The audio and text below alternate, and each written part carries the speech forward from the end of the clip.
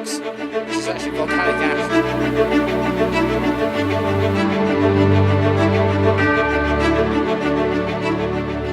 So I'm here at the Helis Heidi geothermal power plant, and while geothermal energy is a fantastic thing for Iceland, provides virtually free energy out of the heat of the earth, it's not all good news. When you start digging up all of that gas and actually, in this case, pumping it as water upwards, you actually bring with you a lot of other things. There's CO2, there's hydrogen sulfide, which is that stuff that really smells of bad eggs. It also brings up very trace minerals of things in the water itself, so arsenic and mercury amongst other things. Now those can be dealt with, they're pumped back underground with the rest of the water, but the CO2 and the hydrogen sulfide, they're both an issue because those are both greenhouse gases which need to be dealt with in one way. And what happened here at Helis Heidi is something very, very interesting. It's something called carbon capture and storage.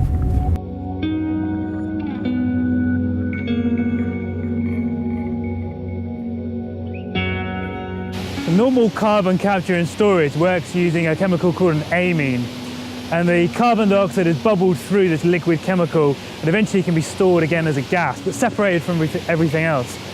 What that means then is that you have to store that gas somewhere, and that's not a great idea because that gas can sometimes escape. What scientists have done here that is so pioneering is that they've actually pumped the gas underground, and the idea is that over time it will slowly get remineralized, in other words, turned into a rock itself. And that's a much safer and more secure way of storing carbon.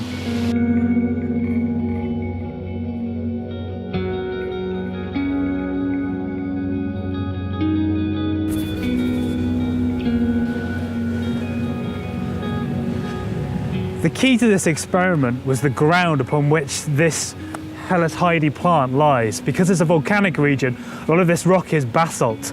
And that's actually perfect for this experiment because basalt rocks contain the right minerals to turn the CO2 back into rock again. Crunch time came 2 years later when the scientists had to dig up what they'd buried.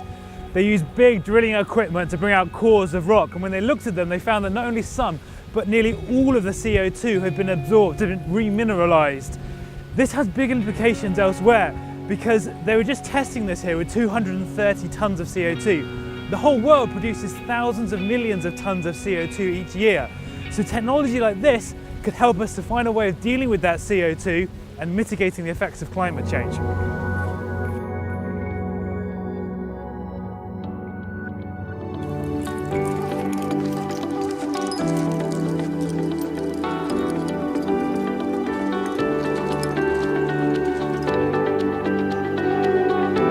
Okay, so we're off up the Solheim Glacier up there. We're going to make our way around and up the side of it and then onto the glacier itself, then down to the snout. Because the snout is just over there, but it wasn't always there. No, we've just come across this sign pointing out that only 6 or 7 years ago in 2010, the snout of the glacier came all the way to where we're standing now. That's a pretty drastic difference in not that much time. And actually the Solheim is one of the fastest retreating glaciers in Iceland.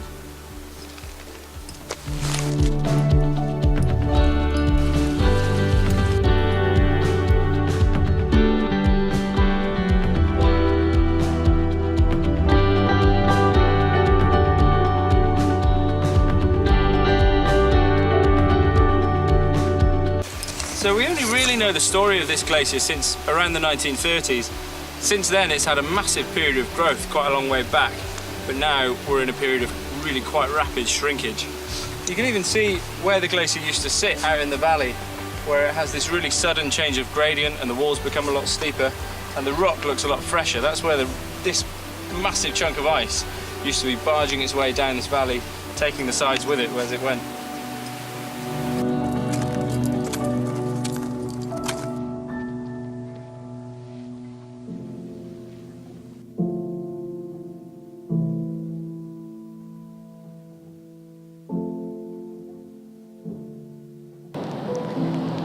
When it comes to what icebergs can tell us about climate change, you might think that it's as simple as more global warming equals more icebergs, as they can melt away from their parent glacier.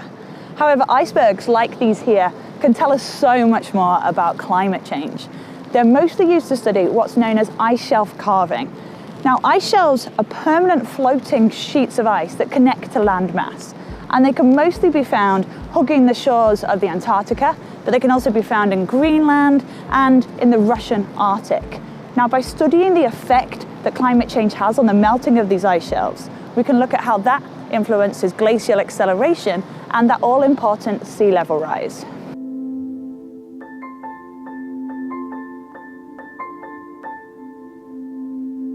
Now, these ice shelves are disintegrating all of the time, but the complete process takes months or even years.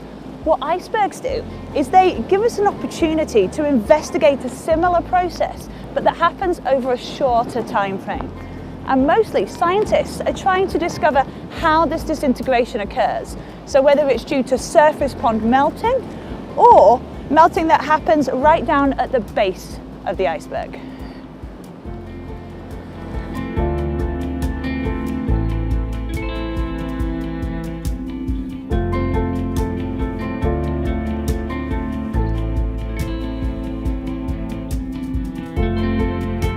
And that's not all. When it comes to studying icebergs and climate change, research has revealed that the nutrient-rich plumes that icebergs leave in their wake when they melt can lead to the capture of millions of tons of carbon every year. And they do this because the tiny algae that are in these plumes absorb the carbon when they're alive, and then when they, or the many creatures that eat them, die, they sink to the bottom of the ocean, taking the carbon with them.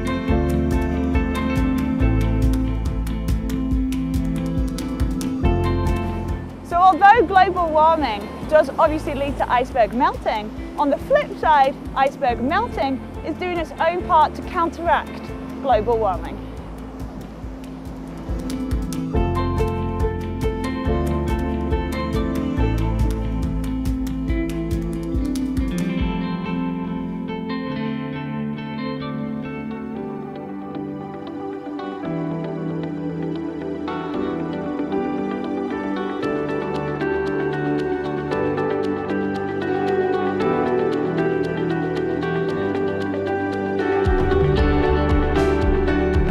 So a moorland is formed when meltwater runs down the top of the glacier, and then when it maybe hits a little obstacle or something, it'll start to spin around and create like a little eddy, like when you see water in a stream sort of spinning. But because it's ice, that sort of wears a hole all the way through.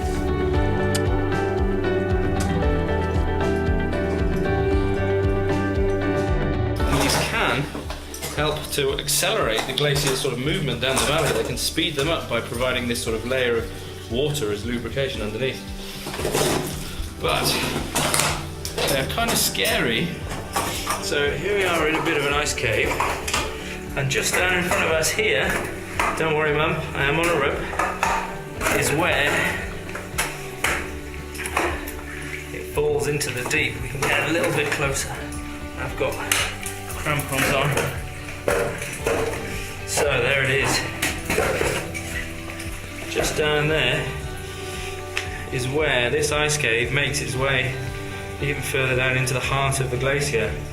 You can hear the water trickling, and you can hear that it's not stopping anytime soon.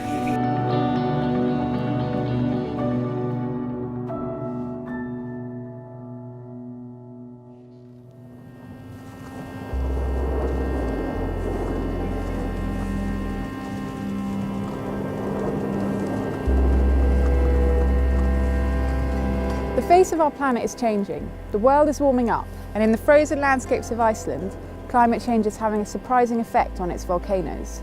Iceland's landscape is changing because of the constant activity of its glaciers and volcanoes. Telling a story about one depends on an understanding of the other. It's an unusual place where fire and ice live in apparent harmony, but something more sinister is going on behind this beautiful landscape. Few places are hit harder by climate change than Iceland. As greenhouse gases warm the planet, Iceland is losing an estimated 11 billion tonnes of ice per year. And if 11 billion tonnes of ice is removed from Iceland's volcanoes, something has got to give. Iceland is rising by an estimated 45 millimetres per year, and as the pressure is removed from the underlying rocks, their melting point decreases, meaning that more magma is formed underneath the volcanoes, and so they could erupt more easily.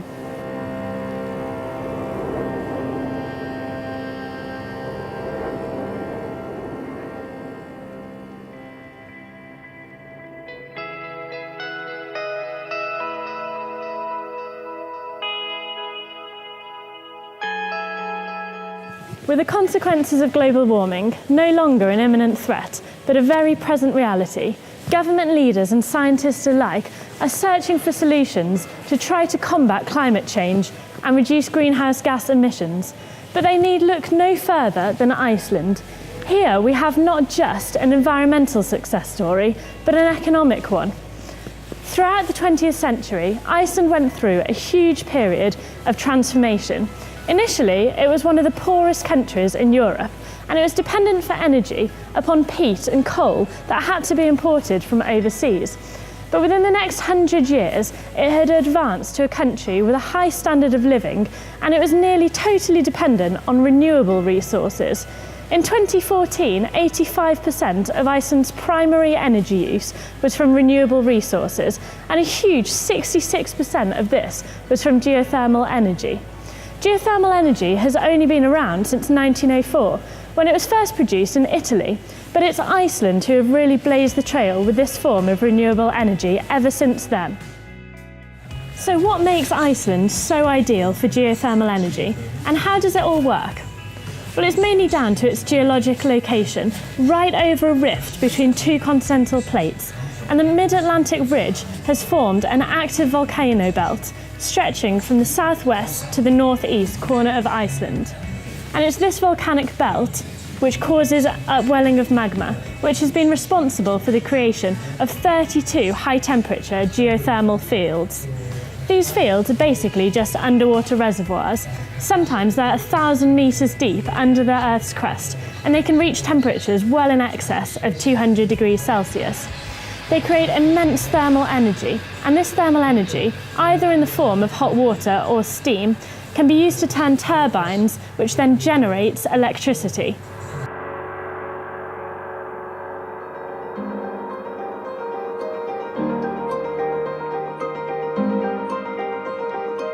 The effect of solar activity on climate is a topic of ongoing research. Back at the end of the 17th century, there was a period of low solar activity where very few sunspots were seen on the surface of the sun. This 70-year period coincided with some of the coldest years of the Little Ice Age. Reduced solar activity can't be the whole cause of the Little Ice Age, but scientists do believe that the sun has an effect on climate. Changes in ultraviolet light and X-rays affect the Earth's upper atmosphere. In fact, the energy of the sun drives the whole of the Earth's climate system. But on a global scale, the effect of the sun is much smaller than man-made greenhouse gases. But out here in Iceland, there's a much more obvious effect of the sun on the Earth's atmosphere, and that's the aurora.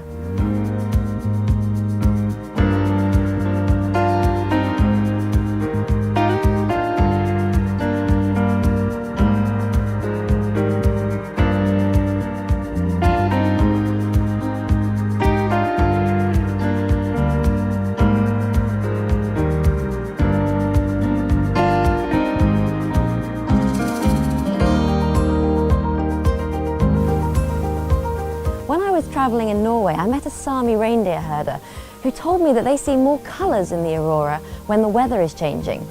I wondered about this because the aurora happens really high up in the atmosphere, at about 100 kilometres up and stretching hundreds of kilometres more. But the weather that we see is all below about 20 kilometres. So how can there be a connection? Scientists are investigating the interaction between the different layers of the atmosphere and whether there could actually be an effect between the aurora and weather. So maybe one day we'll find out whether the Sami reindeer herder was right about the different colours of the aurora indicating a changing weather.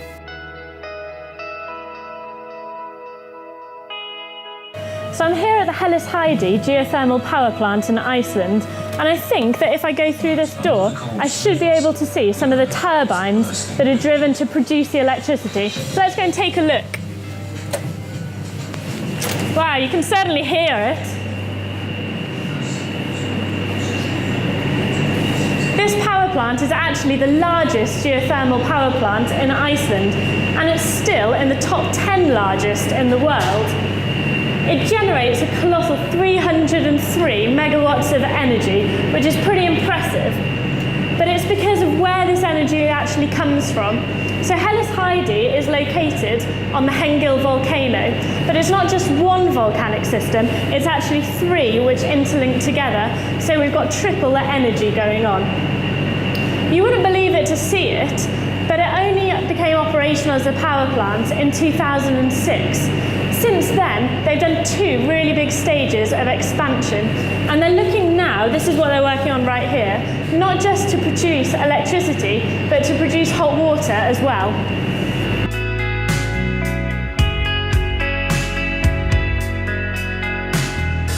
However, there are huge downsides to geothermal energy production.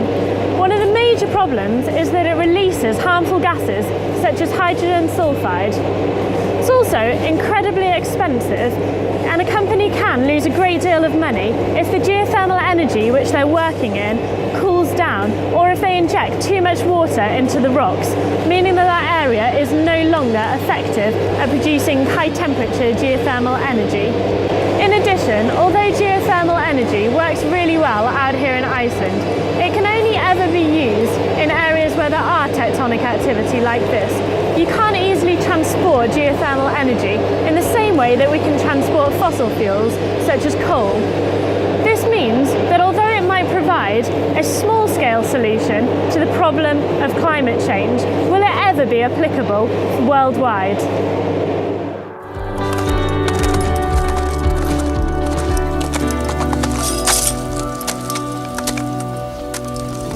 What's really unique about Iceland's glaciers is because they're so close to so many volcanoes.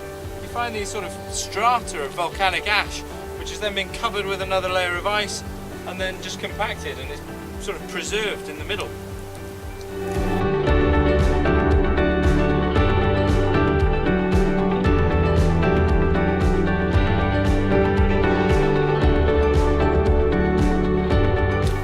So the effect of climate change on the Solheim Jökull is really apparent. You can see in such a short space of time how far this glacier is retreating. And this is happening with most glaciers around the world, where maybe the effects aren't quite so visible. And that's the thing with climate change, is that we are having some kind of impact as humans, and we need to know what that is.